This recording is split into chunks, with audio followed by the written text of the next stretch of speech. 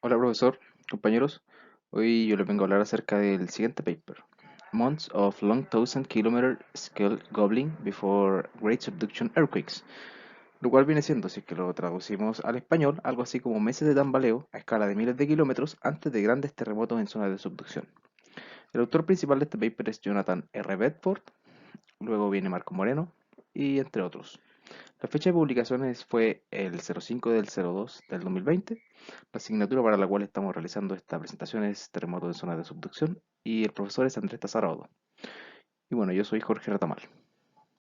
Como bien sabemos, los terremotos en zonas de subducción son fenómenos devastadores, por lo cual es importante estudiarlos y entenderlos. Con el fin de lograr dicho cometido, lo que hacen los investigadores es estudiar los desplazamientos que existen aquí, en la superficie terrestre. Bueno, ¿y cómo se obtienen dichos datos? Bueno, lo que se usa es el GNSS. Después explicaremos un poco en detalle, por así decirlo, qué es un GNSS. En este caso, los investigadores se centraron en los terremotos que tuvieron lugar en Chile y Japón en los años 2010 y 2011 respectivamente. En esta imagen podemos observar lo que es, a grandes rasgos, un GNSS. De la imagen se desprende que son un conjunto de satélites los cuales transmiten señales y nos permiten posicionar y localizar cualquier punto dentro de la superficie terrestre. Tanto para el caso chileno como japonés, los datos se organizaron en serie de tiempo diarias o Daily Time Series. Sin embargo, la diferencia radica en el procesamiento de la información. Para el caso chileno, la información se procesó a través de tres pasos. Primero, a las estaciones presentes en tierra se les otorgó un posicionamiento preciso y puntual a través de las órbitas que describen estos satélites. Luego, en el segundo paso se siguió una estrategia de procesamiento de redes. ¿Por qué de redes? Bueno, lo que ocurre es que al ser una gran cantidad de estaciones es conveniente que sean procesadas a través de dichas redes y no de zonas puntuales. Dicho procesamiento arrojó como soluciones o coordenadas, arroja soluciones o coordenadas, las cuales están en el marco de referencia terrestre del 2008. En el tercer y último paso lo que se hizo fue comparar dichas soluciones con las del IGS o el Sistema Internacional de GNSS, con el fin de comprobar la veracidad de los datos. Por último, para el caso japonés, la información fue obtenida a través de la Autoridad de Información Geoespacial perteneciente a dicho país. Como podemos notar, existen dos mapas en esta diapositiva y se tienen también puntos y triángulos. Por su parte, los puntos representan a las estaciones GNS, mientras que los triángulos representan a las estaciones presentes en tierra. Como es notable, existe una gran diferencia de densidad de GNSS entre Japón y Sudamérica. Luego del procesamiento de datos que hablé anteriormente, se obtiene lo que tenemos a la derecha, una serie de tiempo, la cual mide la tendencia de desplazamiento en centímetros en el eje Y respecto de los años en el eje X. Como es característico, se tienen colores. Bueno, esta serie de tiempo pertenece a Japón. Entonces, ¿qué nos indicarían estos colores? Lo que indican estos colores es la estación de la cual se obtuvieron los datos. En este caso, pertenece a la serie que se encuentra en la esquina superior izquierda del país nipón. Como es notable, existen fluctuaciones en estas líneas. Sin embargo, las que originan este estudio del paper vienen siendo estas últimas, las que se encuentran hacia el 2011. Estos son los tambaleos, los cuales serán explicados en breves. La serie de tiempo fueron restringidas a un rango de años. En el caso chileno, estas abarcan desde el 1 de enero del 2005 hasta el 25 de febrero del 2010, mientras que para el caso japonés, las series abarcan desde el 1 de enero del 2006 hasta el 8 de marzo del 2011. Respecto del refinamiento, bueno, lo que se usó fue usar un programa llamado GR-ATSID, del inglés Greedy Automatic Signal Decomposition, el cual, a grandes rasgos, nos permite diferenciar entre movimientos puramente tectónicos y movimientos no tectónicos. Como podemos notar, en la imagen de la izquierda poseemos unas líneas que están bastante difuminadas, mientras que en la derecha, luego de usar GR-ATSID, tenemos líneas que están bastante delimitadas. Luego de haber explicado cómo se generan esta serie de tiempo, explicaremos qué implican estas fluctuaciones que se observan en la serie de tiempo. Bueno, como podemos notar, existen una gran cantidad de fluctuaciones a lo largo del tiempo. Sin embargo, las que importan en este caso vienen siendo aquellas que se encuentran hacia el 2011 en Japón y 2010 en Chile. Estas fluctuaciones se les conoce como tambaleo debido a la forma que poseen en la serie de tiempo. Y bueno, en la figura C tenemos lo que vienen siendo las desviaciones medias de las velocidades. ¿Cómo se obtienen estas velocidades? Bueno, yo les hablé anteriormente de que existen redes y subredes. Bueno, lo que ocurre es que en las subredes existe una cantidad determinada de estaciones. Lo que se hace entonces es medir la velocidad de cada estación y generar un promedio dentro de la subred. Luego, a partir de todas las subredes, se genera otro promedio y se obtiene la velocidad media en distintas orientaciones. Por ejemplo, aquí tenemos este, norte y hacia arriba y hacia abajo. Eso viene siendo la vertical. Entonces, como observamos aquí, desde el 2006 hasta el 2010 existe un periodo relativamente calmo. Sin embargo, al llegar al 2011 existe una gran desviación en las velocidades. Esto vendría a producir lo que tenemos en la serie de tiempo, o sea, estas fluctuaciones que se tienen. En la serie de tiempo chilenas tenemos fluctuaciones también muy parecidas. Sin embargo, las más importantes son aquellas que se encuentran hacia el 2010.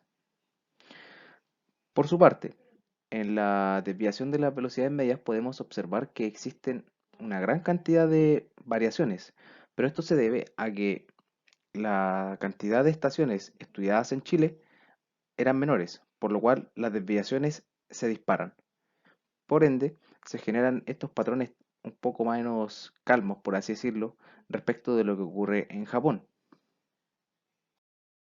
Las desviaciones medias en las velocidades vistas anteriormente implican lo siguiente: inversiones de movimiento. Como podemos notar, existen momentos, por ejemplo, desde el 11 al 21 de octubre, donde el desplazamiento es hacia el este, pero luego, desde el 31 de octubre hasta el 10 de noviembre, ocurre una inversión en el movimiento. Pasamos de tener movimiento este a tener un movimiento hacia el oeste. Lo mismo ocurre también en el movimiento que existe en la vertical. Como ocurre desde el 21 de octubre hasta el 31 de ese mismo mes, existe un desplazamiento hacia abajo, ya que es negativo, menos 4 milímetros. Sin embargo, si nos vamos, por ejemplo, al 20 de noviembre hasta el 30 de ese mismo mes, tenemos un movimiento ascendente. A esto es a lo que se refiere cuando habla de inversiones. Para el caso de nuestro país, podemos observar que es muy similar a lo que pasó en Japón. Tenemos las típicas inversiones de movimiento. Sin embargo, hay algunas diferencias. Una de ellas es que existe una menor densidad de flechas y de puntos. Esto se debe más que nada a la menor densidad de GNSS. Otra de las diferencias notables es que, mientras que en Japón existió un más o menos 4 milímetros de desplazamiento en la vertical, en Chile existió un máximo de más o menos 8. Luego de explicar en qué consiste este tambaleo, lo más natural sería preguntarnos cuál es el origen. Entre los posibles orígenes que se le trató de entregar, tenemos uno no tectónico y otro tectónico. Respecto del no tectónico, existen dos posibles causas entregadas por los científicos. Uno es un problema con el procesamiento del GNSS, tales como posibles distorsiones en el marco de referencia.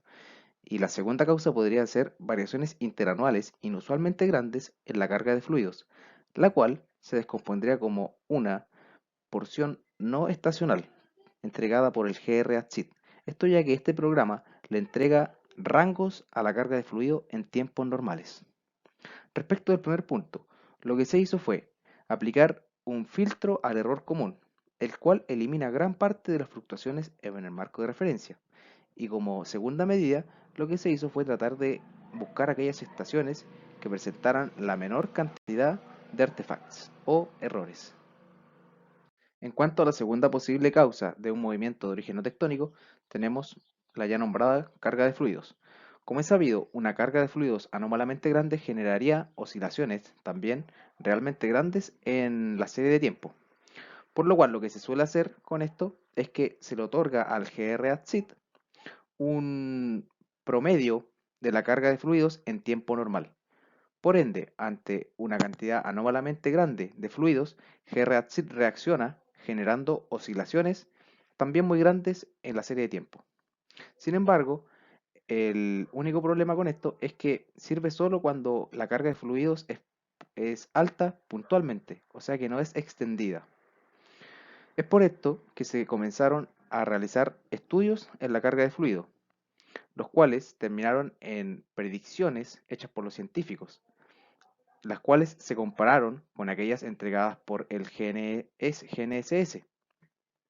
Bueno, estas predicciones comparadas con el GNSS son las que observamos en pantalla.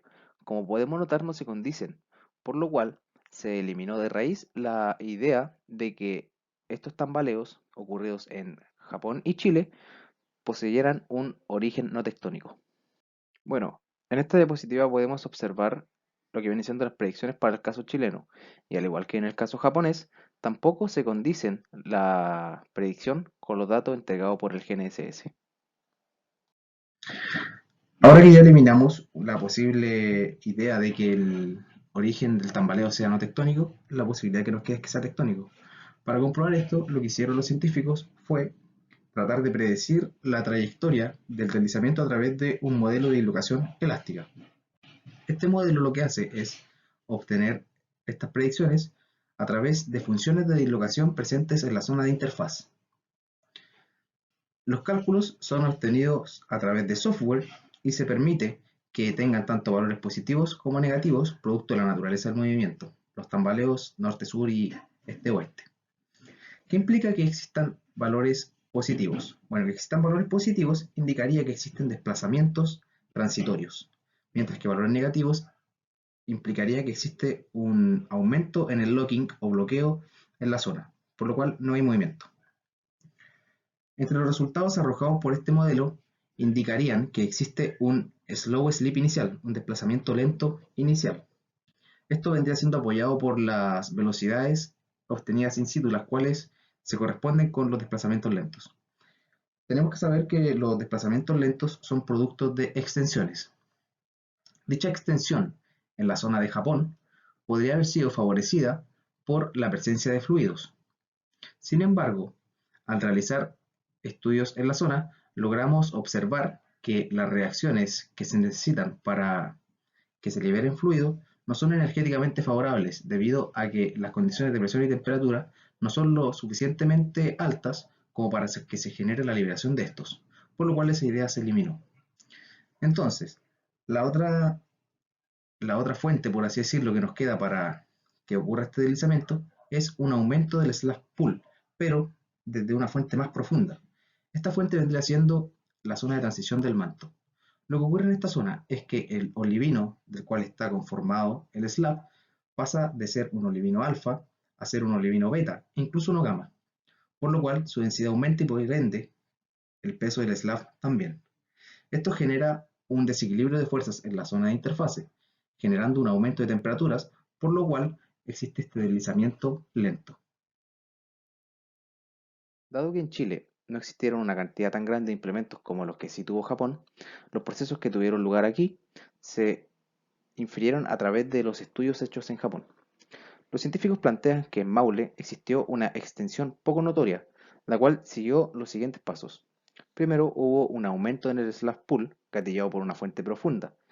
Es más que nada el tema que hablábamos acerca de el cambio en la composición del olivino en la zona de transición del manto.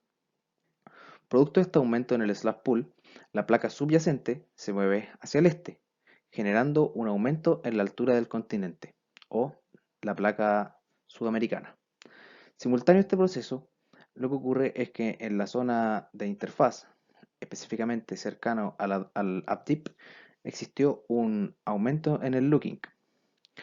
Bueno, llegó un momento en el que ese looking generó tal aumento de la temperatura que ante el estrés de cisalle se dio y generó una bajada nuevamente en la placa de Nazca. Esta bajada en la placa de Nazca generó a su vez que el continente se moviera hacia el oeste.